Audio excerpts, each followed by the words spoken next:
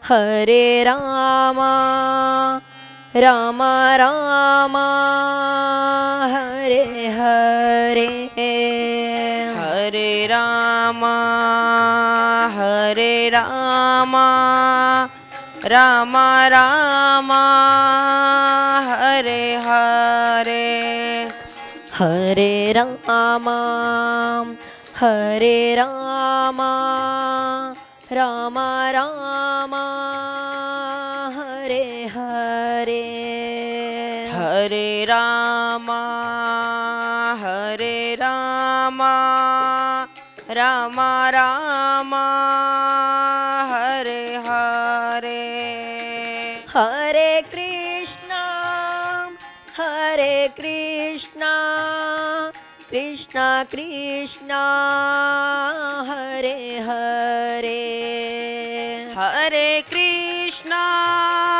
Hare Krishna, Krishna Krishna, Hare Hare, Hare Krishna, Hare Krishna, Krishna Krishna, Hare Hare, Hare Krishna, Hare Krishna, Krishna Krishna, Hare Hare, Hare Rama, Hare Rama, Rama Rama, Hare Hare, Hare Rama, Hare Rama, Rama Rama, Hare Hare, Hare Krishna,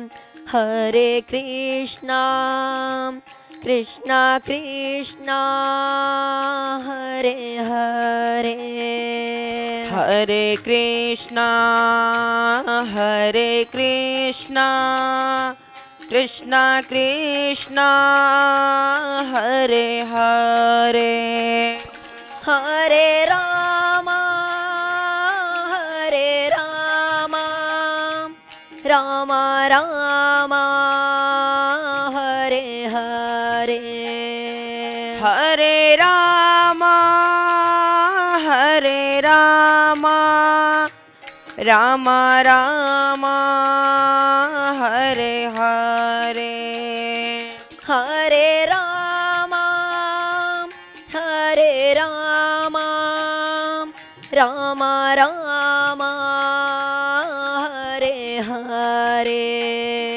Hare Rama, Hare Rama, Rama Rama, Hare Hare, Hare Rama, Hare Rama, Rama Rama, Hare Hare, Hare Rama, Hare Rama, Rama Rama, Hare Hare, Hare Rama, Hare Rama, Rama Rama, Hare Hare, Hare Rama, Hare Rama, Rama Rama,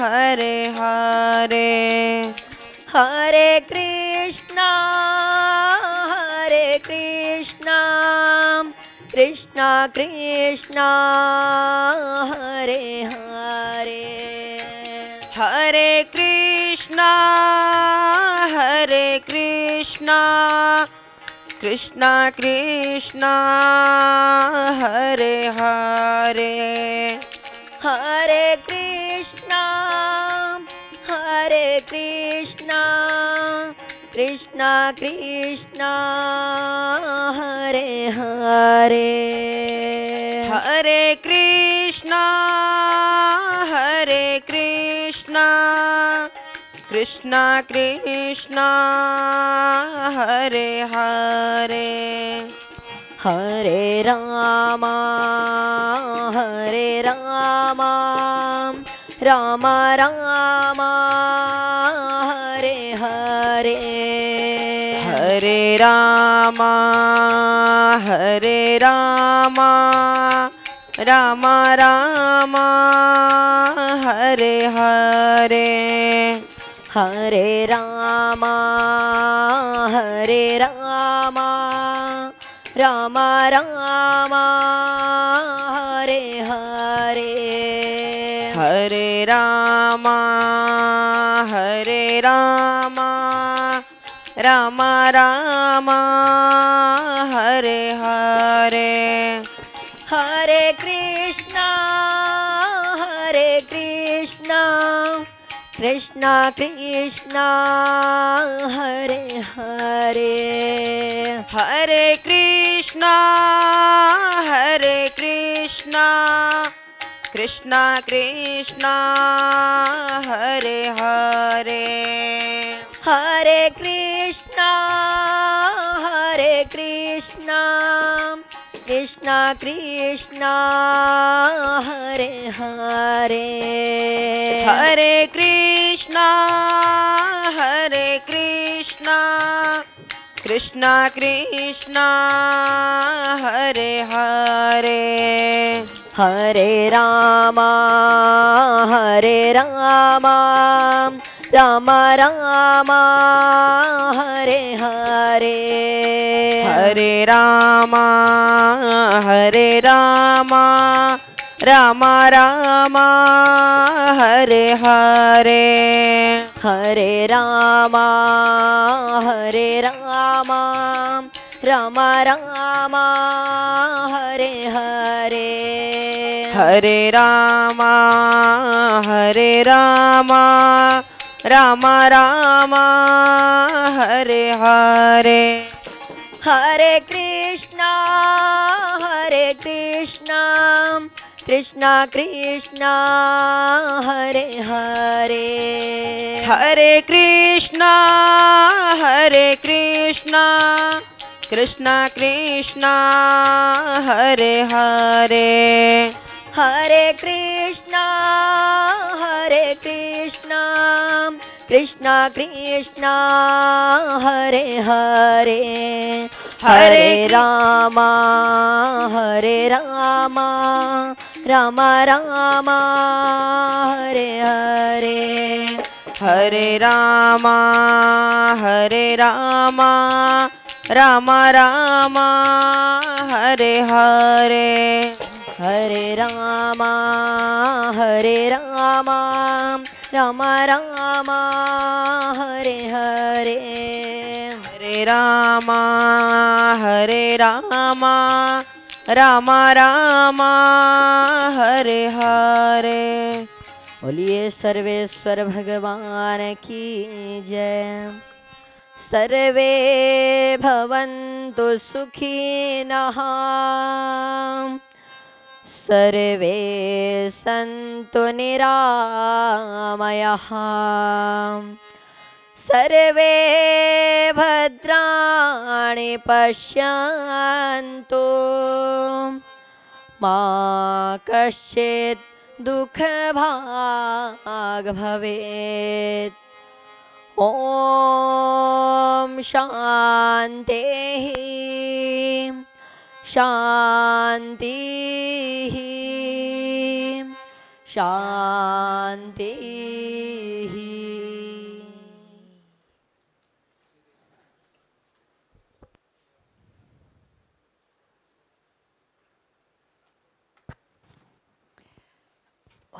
Welcome to Satsang, everyone.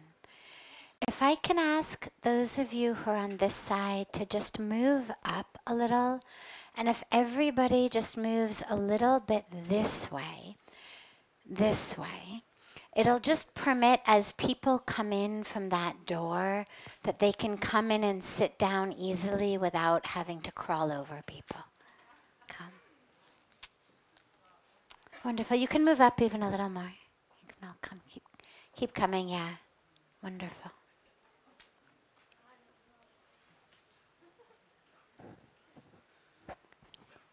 Welcome. Welcome to Satsang. I'll start with a question or two that have come in advance, as always. And then we'll open it up. If anyone here has any questions, we'll be happy to delve into them together. If the cosmos is created by God, both the tangible and the non-tangible, then why do we despise the darkness but never the light? So first of all, it's a really good practice to try not to despise anything. Even the things that we'd rather be rid of. So we certainly prefer light to darkness. We certainly prefer peace to unrest. We prefer joy to despair. But you don't want to start getting into a situation where we are despising anything. Because what that does is it creates a sense of conflict within us.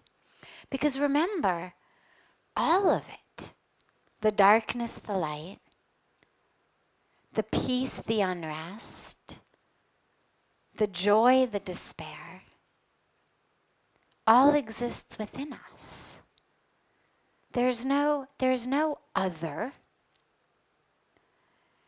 It's all us. It's just all a different manifestation of us. But as our consciousness expands and expands and our awareness expands, we realize, oh wow, it's all me. And so if I'm despising something, or I'm in conflict with something, or even if I'm thinking about annihilating something, well, it's within me.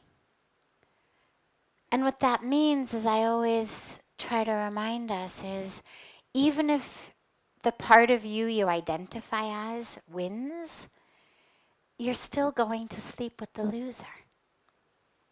You're literally sharing a bed with the one you have squashed and crushed and conquered. And as anyone who's ever been in a marriage or a love relationship knows, regardless of who wins the fight or loses the fight, if either party feels beaten, the bed is never a very nice place to be for either party. And so if you've waged a war against something, even if it's what we call darkness, you're still creating conflict within the self. And so instead of thinking about despising darkness, let's think simply about dispelling the darkness. We can certainly dispel our darkness gently, lovingly, by lighting a lamp, by bringing in light. Despising the darkness does not actually make it go away. You can sit in a dark room miserable. Your misery, your despair, however much you hate the darkness, is doing nothing to bring light. In fact, in one of my first conversations with Puja Swamiji, my guru, when I first came here, I have an academic background in psychology, and we were talking about that and letting go of things from the past. And he said, you people in the West, he said, you sit around in dark rooms talking about how long it's been dark, talking about why it's dark, talking about what it feels like to be in the dark, and you share with each other how you each feel about the dark, and you write books about the darkness. He said, and here in India, we go like this on the walls looking for a light switch. And it was one of my first, I had been here barely maybe a week or two. And it was one of my first really concrete and just exquisite examples of the difference in the way that we go about health and healing and wholeness and light in India compared to the West. In both places, we acknowledge there's darkness. In both places, we acknowledge that the darkness is not where we want to be, not where we want to end up, not fun, not comfortable. But the West seems to be a little bit wrapped up in analysis of the darkness. Whereas the East tends to be much more focused on just, let's find a light. Because of course, once the light goes on, how long it had been dark, why it was dark, what it felt like to be in the dark, is no longer relevant. It's now light. So when we talk about God has created everything, why do we despise the darkness? Well, first of all, I'd say don't despise the darkness. Recognize the darkness. Recognize that you are in the darkness. Recognize that there is a light switch somewhere. And let finding that light switch be your goal, rather than wallowing in your experience of being in the dark. And then in terms of why did God create the darkness? I mean, if God's created everything, why do we even have preferences? Why do we prefer one over the other? Well, we prefer that, and here this is true about everything in life. We prefer that which is closest to the truth of who we are. So, and this is true not just about humans, this is true of all of creation. In our Ganga Aarti every evening, which hopefully most of you were at just before the Satsang, we have a beautiful fire ceremony called a yagna before we light the lamps of the Aarti. And the yagna is a beautiful symbol, a beautiful ritual, a beautiful tradition. And one of the beautiful teachings of the yagna is the flames always go up. Even on windy days, even on stormy days, you never have flames that go down. You never have flames that go sideways. Even if they're being blown by wind, they're still moving higher and higher upward. Now the reason for that is that the source of fire is the sun. Fire's always trying to return to its source. The source of water is the earth, the ocean. And so water's always trying to come down. Now we can certainly use words like density and gravity to describe or explain the phenomena, but the truth is they don't actually explain it. They just give names to phenomena that existed long before we had names. Water was coming down long before an apple fell on Newton's head and he said, gravity. So yeah, he gave us a word. And with the word, we got equations of how to figure out how quickly it's going to happen. But that doesn't actually explain it on a deep fundamental level. The explanation on the fundamental level is everything's returning to its source. Fire's returning to the sun. Water is returning to the earth, the ocean. And so I mention this because our source is expansion, infiniteness. We are soul, we're spirit, we're energy, we're essence, we're consciousness. We have a body, but we're not the body. And so all of that which feels good to us feels good because it brings us closer to the truth of who we are. And so this is why expanding feels good and contracting doesn't. It's why when we fall in love, which is perhaps the best feeling, we use words of expansion, right? Nobody talks about being in this box of love, or contracting in love, or shriveling in love.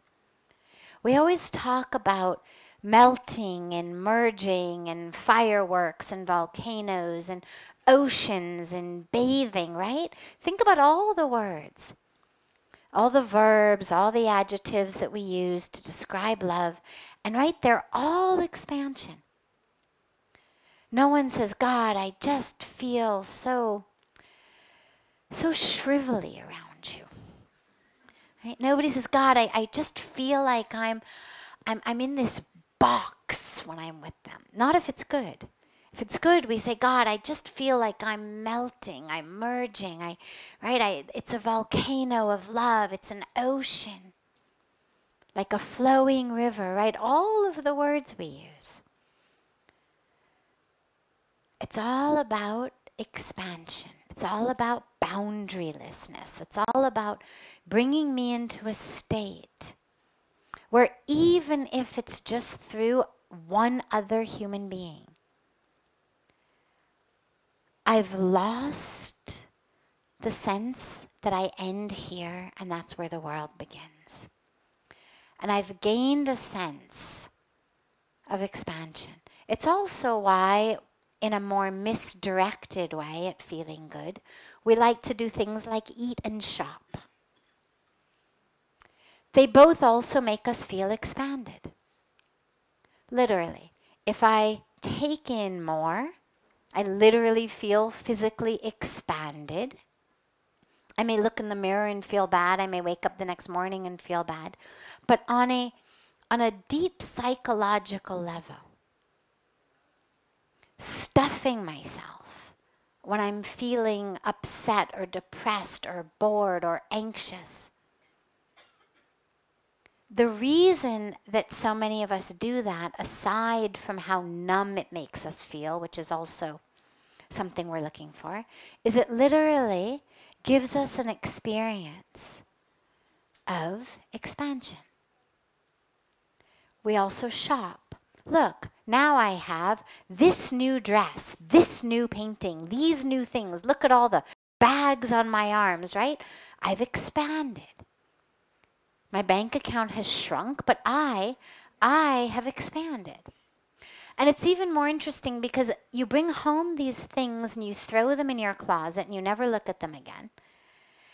But nonetheless, there's this very temporary, very superficial, but very real experience of relief from the misery, the boredom, the depression that I was experiencing, because temporarily I feel like I have expanded. Now, obviously, neither of these goes very far. It's also why people have promiscuous, meaningless sex for the same reason. Temporarily, in that moment, I'm able to get out of this box of me and into an experience of expansion. Again, not a good idea. A misdirected, misplaced solution for actually an urge that if you didn't misplace it, could take you into a beautiful experience of spiritual awakening, because that's what brings us into the truth of who we are. Because who we are is expansive. Now, when you eat or shop or are promiscuous or do whatever we may do, that actually suffocates us. all that's doing is squeezing the true self more and more inside. But the desire to do it, the desire to be expanded, is actually great. And this is why, circling back to the question, why we prefer light to darkness. Because our true nature is light. The same way that our true nature is expansive, which is why we prefer feeling expanded to feeling contracted. We prefer light to darkness because at the core of who we are is light. The darkness is the ignorance that we've dumped on top of the light, that's obscuring it from us for the moment, but that isn't actually who we are. It's like that great story that I love of the temple in Thailand or Cambodia, where they'd been worshipping this clay Buddha for hundreds of years. And one day the monks in the temple notice that there's a crack in the clay and something is shining through the crack. And so they start to very, very gently see what's shining in the clay. And what they discover is that the more clay they clear, the more it shines. And so gently, gently they start moving the clay to discover that there's actually gold inside. And it turned out that it originally was a golden Buddha. But when the invaders had come, they were looting and stealing and melting all the gold. And so the monks in the temple of the golden Buddha, to protect it, covered it with clay.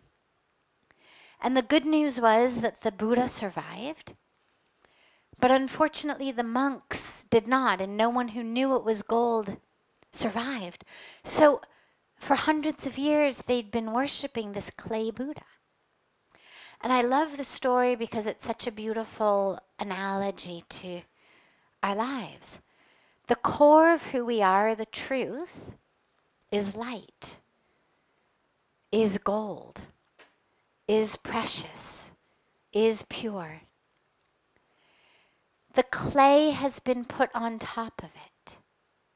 But we identify as the clay, and then we go out in search of gold, in search of light, in search of preciousness, in search of all of that. And our solution is to try to cover up the clay. If I could just decorate it with enough diamonds and gold, if I could just get it to be the shape I want it to be, if I could get it to wear the clothes I want it to wear, get it the job I want it to have, then it'll all be okay. But we're going about it completely wrong because we're already gold. And the solution is simply to remove the clay. So we're already light. The solution is to dispel the darkness. Not to become something new, not to push away darkness to bring light. Not to despise darkness and look for light, but simply to recognize that the darkness is that which is covering the truth of who we are. And therefore, we want the light because the light is true. The light is our source. The light is who we are. And so we look for the switch to dispel the darkness. Not because we despise it, but simply because it isn't the truth. It isn't who we really are. The same way that ego and anger and jealousy and competition and lust and greed and all of that isn't who we are. Which is why loving feels so much better than hating. And why joy feels so much better than anger. It's not just a subjective difference. It's that some of it is who we are. And some of it is clothes that don't quite fit, that we're trying to squeeze into. So when we remove the darkness, we're able to actually be who we are. So before taking another one that's come in advance, I'm happy to open it up to any questions that are here. Yes. During my meditation practice, I have felt my third eye flicker several times.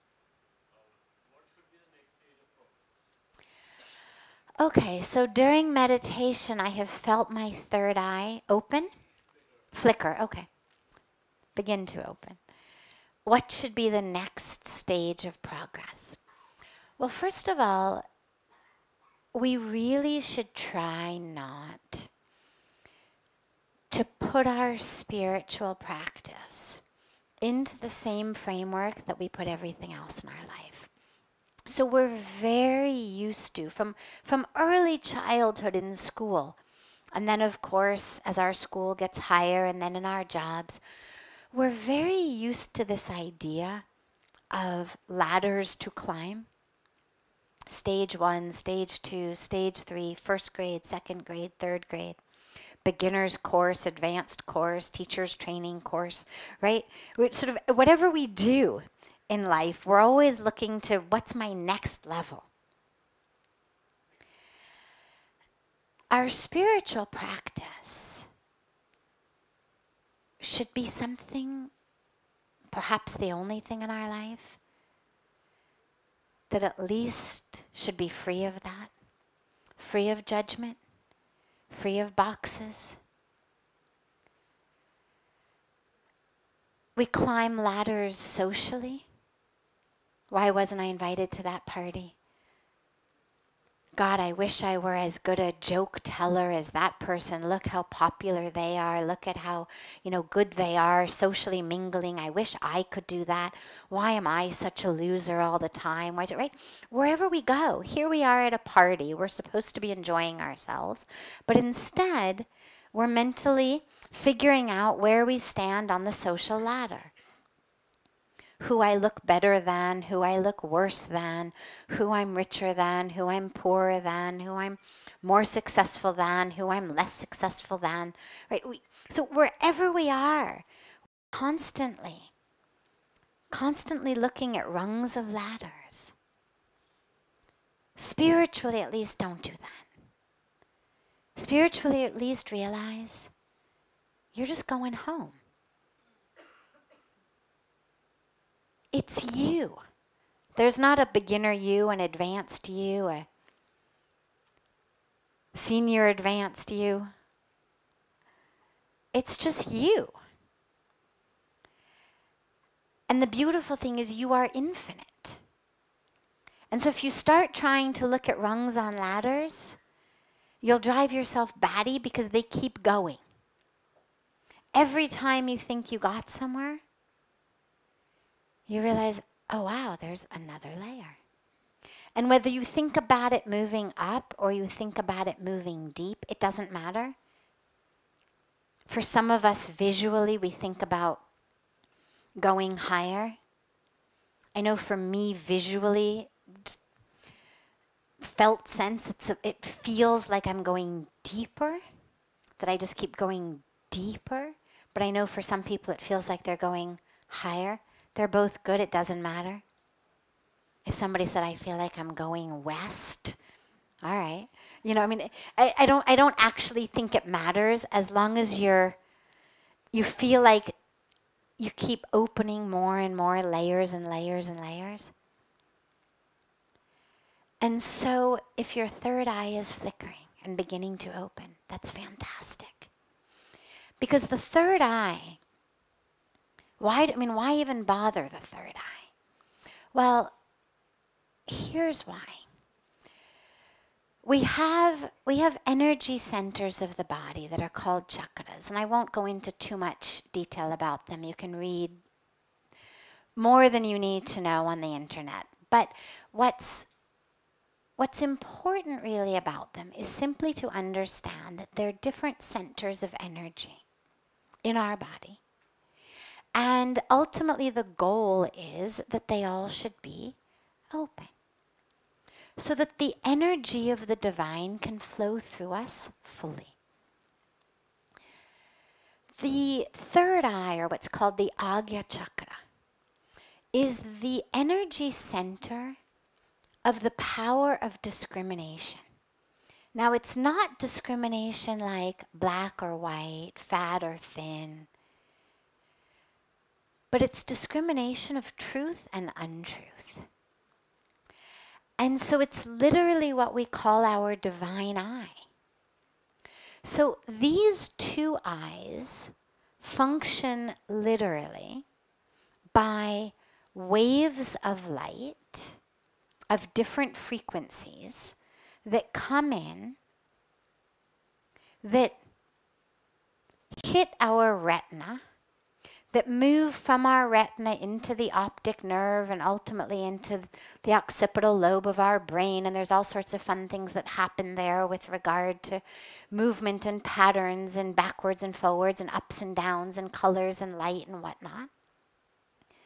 But these two eyes are limited to only being able to see things based on their light wave and based on their movement. So that's how we see. We see the wave of light and we see the movement. That's great for being able to recognize your friends as they approach you, so you know who's coming. It's great for being able to move through the world. I can see this glass, I don't want to knock it over. I can see the table, I don't want to fall into it. It's great for being able to witness sunsets. It's great for being able to see how far in front of you the next car is so you don't ram into it.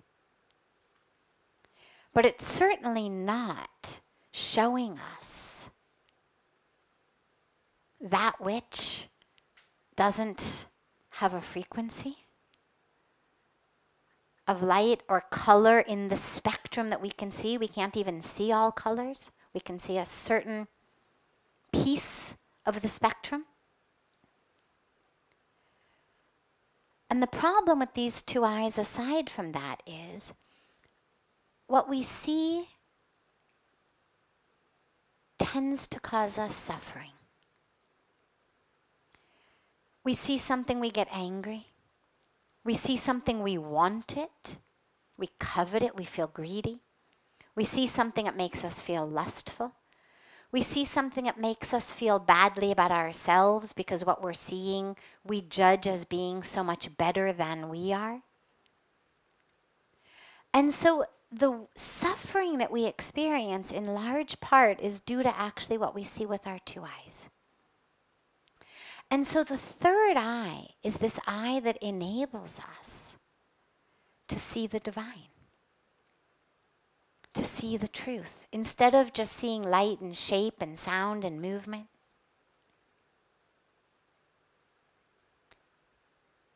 It enables us to see divinity. It enables us to see content as well as form. And that's why we want it open, so that we can see the truth. We can see in all the divinity, and therefore in ourselves the divinity. So if that is beginning to open in you, keep doing whatever you're doing, because it's working. But don't jump into your mind when it happens. So, you're meditating, maybe you're meditating on the third eye. You start to feel it flicker. And then the brain goes, oh, this is great. I think my third eye is just about to open. Wow, I wonder what I'm going to see. I wonder what level that is. I wonder. And it's gone.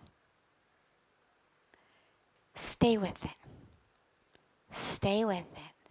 Whatever you're doing.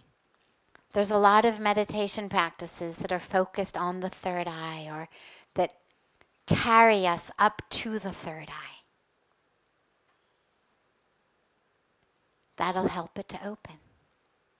But the truth is, the third eye opens through your spiritual practice, whatever it is, it's not that you have to necessarily be focused on it.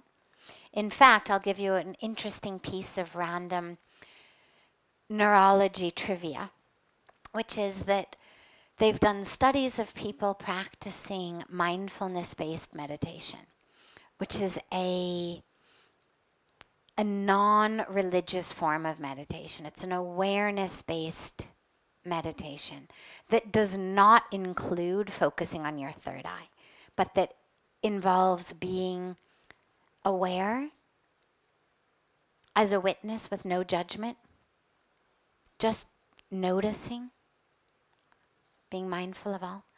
And they've done studies that people who practice mindfulness meditation, and it just happens to be that these are the groups who are most easy to find for researchers in American universities and hospitals, that their prefrontal lobe of the brain, which sits right behind the third eye, actually increases. It actually becomes thicker. The mass increases due to the practice of mindfulness-based meditation.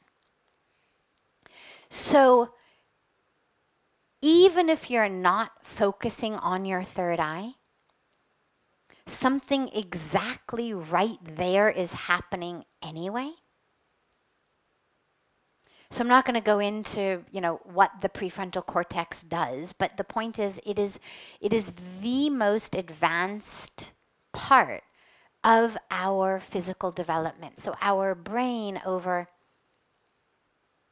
millions and millions of years, as we developed from our ancestors, we developed from down, up, and then out.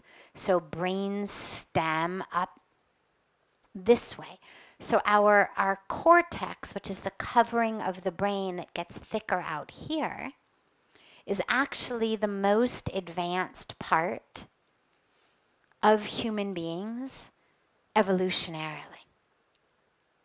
And so it's very interesting that the practice of meditation actually is causing physical growth, measurable growth of neural networks, neural connections in the part of our brain that A, sits exactly at your third eye, and B, is the most advanced part of our physical being. So it's all obviously linked together. So what I would say is keep doing whatever you're doing. If you're focusing on your third eye, keep focusing on it. But don't worry too much about the actual literal focusing on it, because as the studies have proven, any form of meditation, even that's not focused on it, has an impact neurologically there, which I would venture to guess has an impact experientially there as well. They didn't unfortunately ask the participants whether they felt that they were able to see the divine, because it was, as I said, a non-religious form.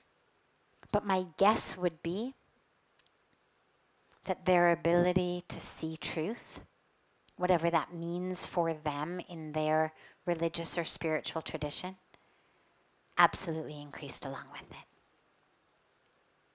So keep doing whatever you're doing. Yes. Other questions? Yes. Yes, you.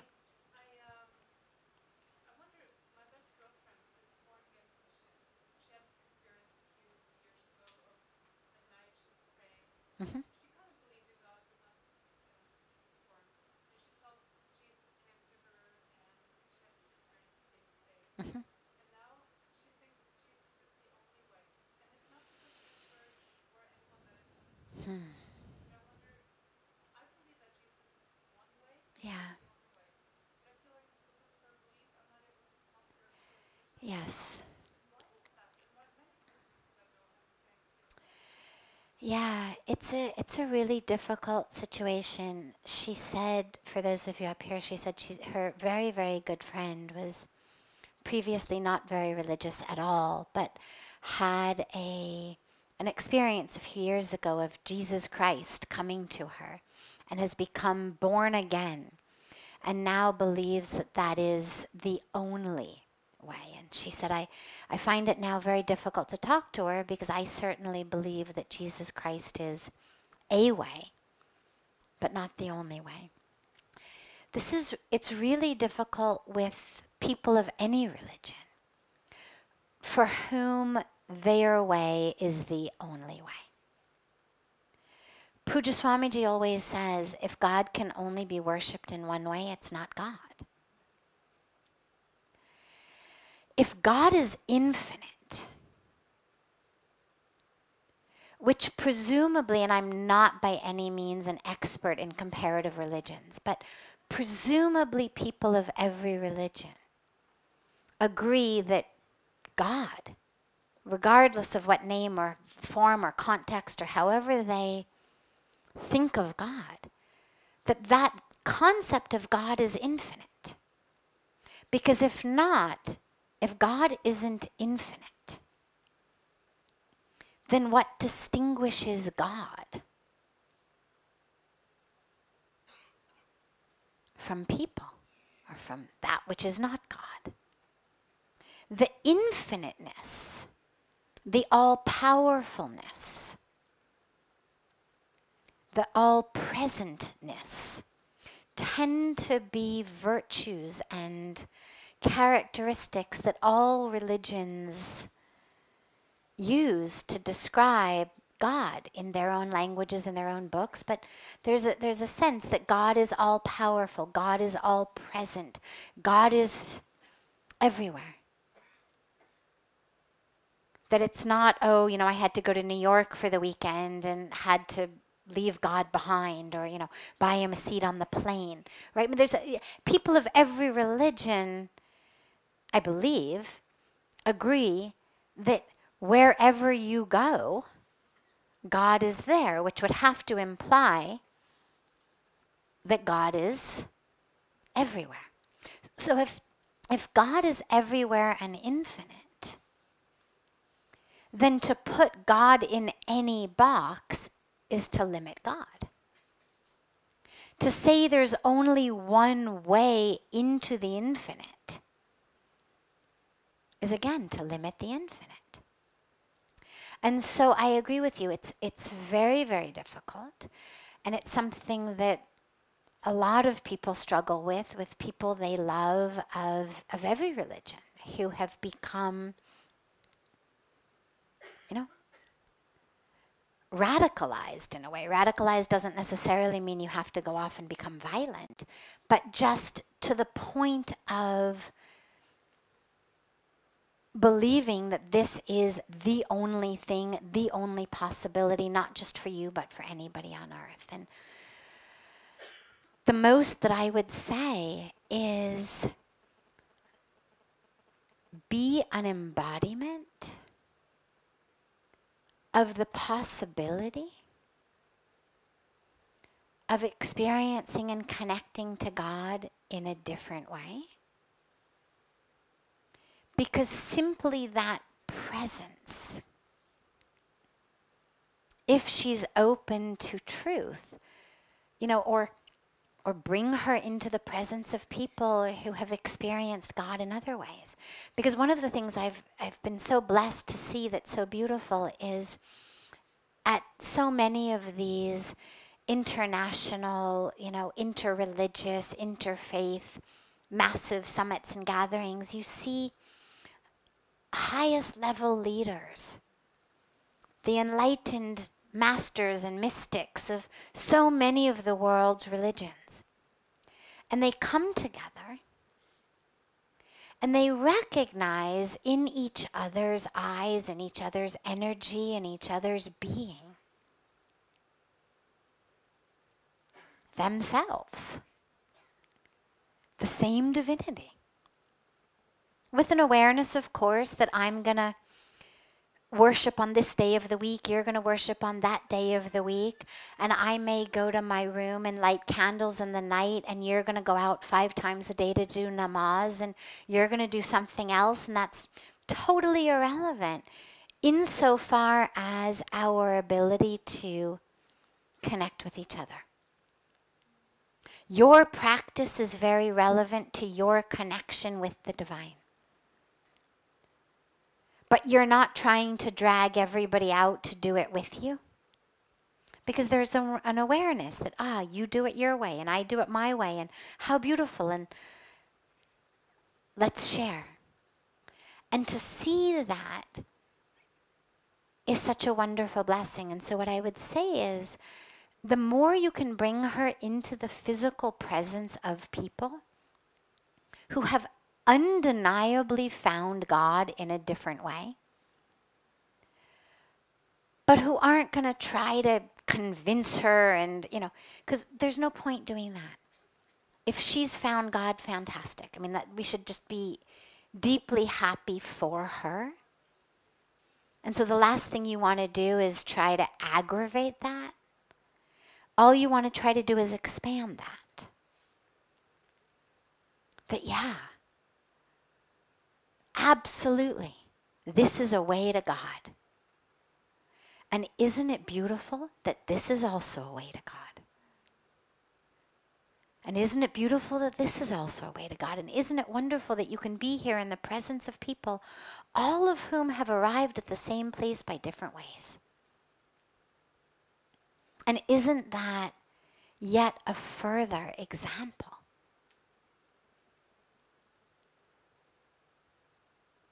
of God's divinity, of God's mercy?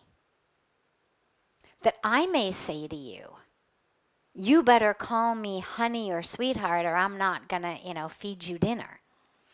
Or you better, call me Madam G, or I'm not going to, do whatever you want. Whatever, we may have an idea of what we want somebody to call us, of what's polite, what's nice, what's loving, what's kind, depending on the relationship and the role.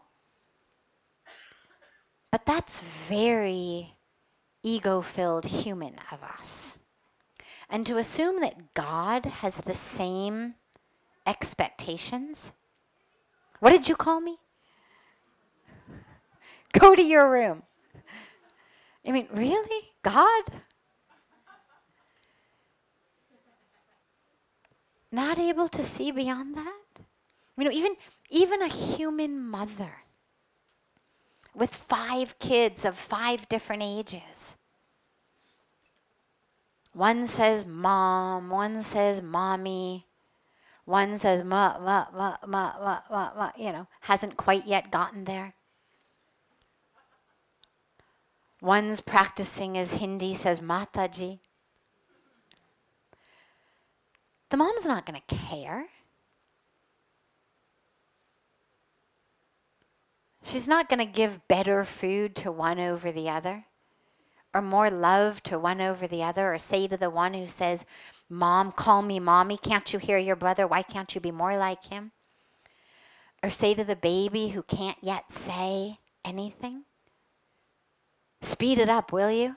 Get it right for God's sakes if you want dinner. Of course not.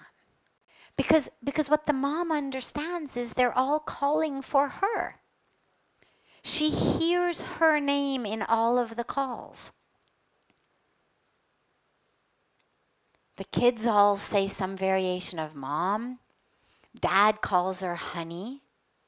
Her mom calls her baby.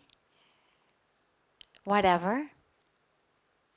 But she knows that she's being called by all of them, and that actually they all love her. They just love her in different ways. And so if a single human being, a fallible human being, is able to accept love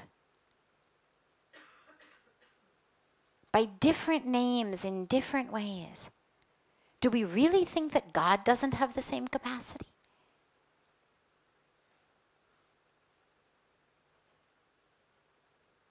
Not my concept of God, anyway. And so try to just bring her into the presence of other people, not other hardcore fanatics of their religion, but the presence of people who have experienced God in different ways. And just see what happens. Yeah.